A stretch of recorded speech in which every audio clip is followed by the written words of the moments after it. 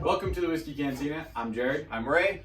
We are back for another video. We missed you guys last week, but we definitely wanted to get a video in, so something good today, hopefully. Something really good. We're gonna go dip back into the barrel proof. No. No, not barrel proof. Wait, not barrel proof. We are going Bottled to and bond. Bottled and bond. I knew what I was Exactly. saying. I knew what I We're going back into the bottled and bond. We are going to do a Henry McKenna 10-year bottled and bond, and we are going to, I don't really want to say compare it, but I want to say kind of compare it to an Eagle Rare. We're going to try them both. We wanted to do them both together because they're both a 10-year, both big name brands. You got Henry McKenna, which is Heaven Hill. You got your Eagle Rare, which is Buffalo Trace. Owned by Sazerac, which is the kind of the dominant force in all things bourbon these days. One of the coolest names. There's something about just the name Sazerac that I think sounds really cool. So, like I said, we got the Eagle Rare, which is a 10-year. This one is Buffalo Trace. Beautiful bottle. And then the Henry McKenna. Henry McKenna. That's a beautiful bottle, but man, that's a sexy bottle. Yeah, this is an awesome bottle. I actually like the Henry McKenna. You know, it's funny too. Because it's basic and you're a basic bitch. Yeah. Well, the Henry McKenna actually, you know, it's funny too because it's a 10-year bottled and bond. Yet it used to have a twist-off cap, which we've talked about, the cork versus the twist-off. Yeah. And now that they're famous and they've won some awards, they got the cork cap. So it does prove that does make a difference. It does. Even if it's just psychological, do it because I like it. Man, this is a good looking bottle, and that's a dark looking bourbon, man. Yeah. I guess they kind of they're about the same. Man, both 10-year. Like an Earl Grey tea. You do got 100 proof, 90 proof, so there is a little bit of a proof variation. What was so this one, best in show in the 2019. What is it? San Francisco Spirits World Spirits Championship. So Best Spirits in Championship, best in show. Just so you guys know, that's a big feat. We usually try not to mention too much in the weeds about stuff like that. The only reason it's so important, as I believe Raymond was saying, that's only the second time. The second time a bourbon has won, and so that's up against Scotch. I mean, it's up against everything. And that's only the second time a bourbon has come out on whiskey, top. right? Yeah. So I'm excited to get back into this bottle again because we've tried it before. We've tried it before, but we don't really, it was a while back, we don't really recall too much about it, so we're not very familiar with this. I have had the Eagle Rare before. I mean, again, Eagle Rare is Eagle Rare. It's very good. It's becoming harder to find. So I'm excited for Raymond to try that. We both tried the Henry McKenna.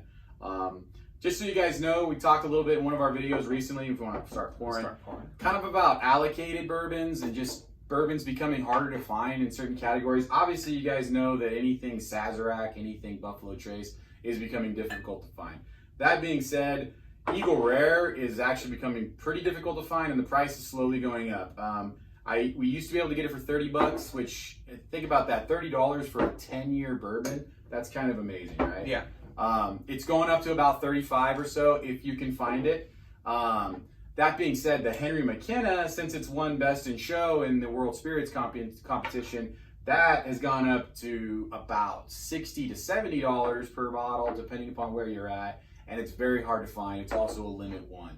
So you're kind of looking at future allocated bourbons that are going to be in your Blantons and your Elmer T. Lee level very soon. So maybe start investing in them. Grab a couple bottles, hold on to them. Henry McKenna's on the outside, Henry Eagle Rare's McKenna on the inside. Okay, what are we going with first? Let's do the Henry McKenna. Okay. Yeah. That works for me. So Henry, and then you got your Eagle. I'm trying to pour a little bit more responsibly today. Sometimes I tend to pour a little heavy. That's sweet. That's very sweet. Banana bread. Yeah, I think there's a banana bread note to it. Vanilla for sure. Oh yeah.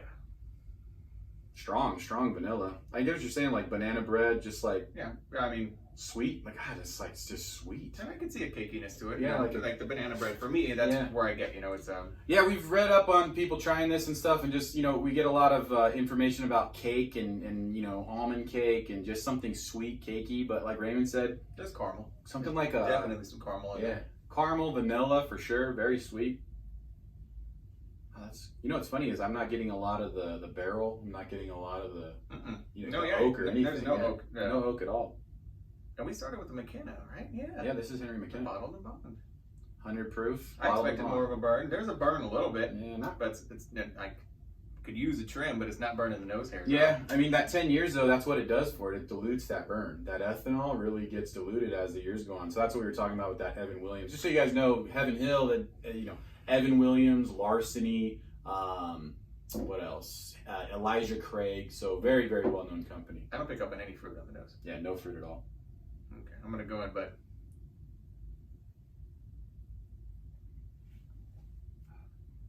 I read recently too that you don't really start tasting it until your second or third sip. Yeah. It tastes good. The nose is kind of akin. I mean, the palate's kind of akin to the nose for me. I'm still getting that caramel, vanilla, and then a bit of the banana bread or kind of a cake. It's funny too. This is a low rye, so this is a 10% rye. So you guys know this is a 78% corn, 12% malted barley, and a 10% rye content.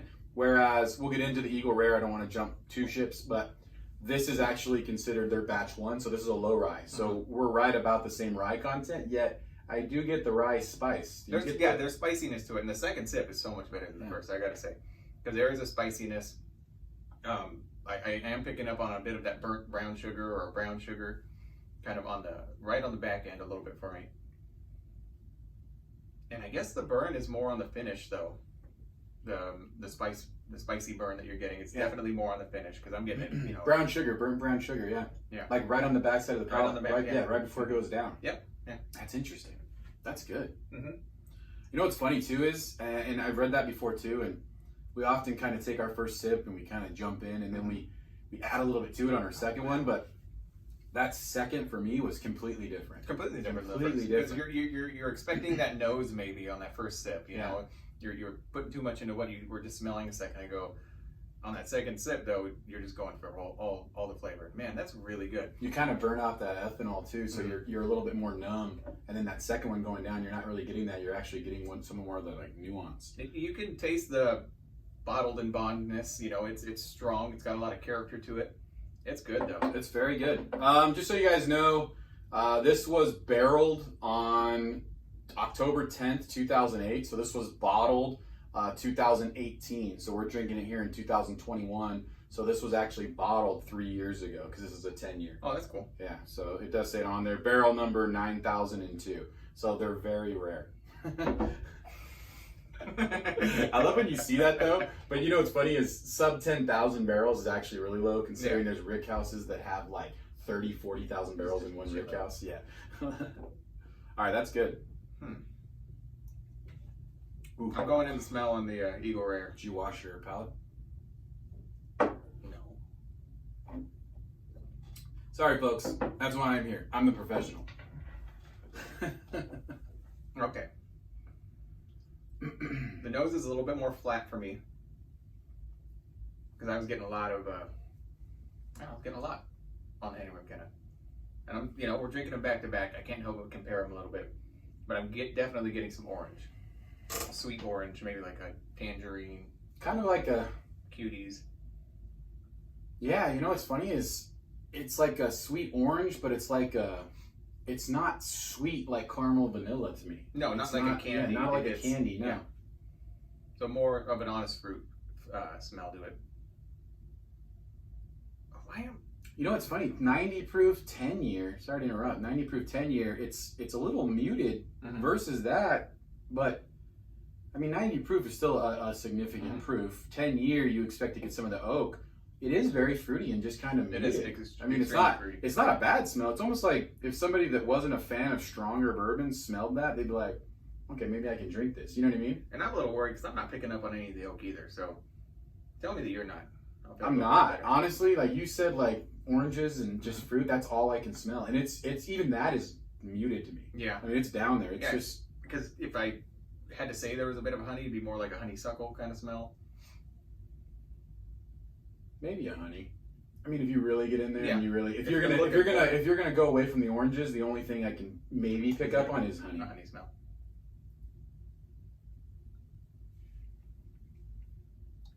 Oh yeah. God. Okay. Yes. Definitely honey. That's sweet tea. Yeah. That's so good. That is so good. It is. It's sweet tea with brown sugar. That is, you get the honey. It's funny too, because I'm sorry, I get the honey. Like that's almost a little like when you say the tea, it's like that's just like you took a little bit of honey and put it in hot tea almost, and you get that little after flavor. Yeah. Oh, dude, that's so good. That's dangerous. It's funny too. I'd be halfway through it before I realized what I was drinking. God. And you know what's funny is this is good. This is really good. And I did not want to do just a blanket comparison. And this won that best in show, but I'm sorry, man. This shit's delicious. Look for the bubble gum on the finish. It's there. Like Big League Chew, or the little ones. They're kind of wrapped up. They're kind of big chunks of bubble gum.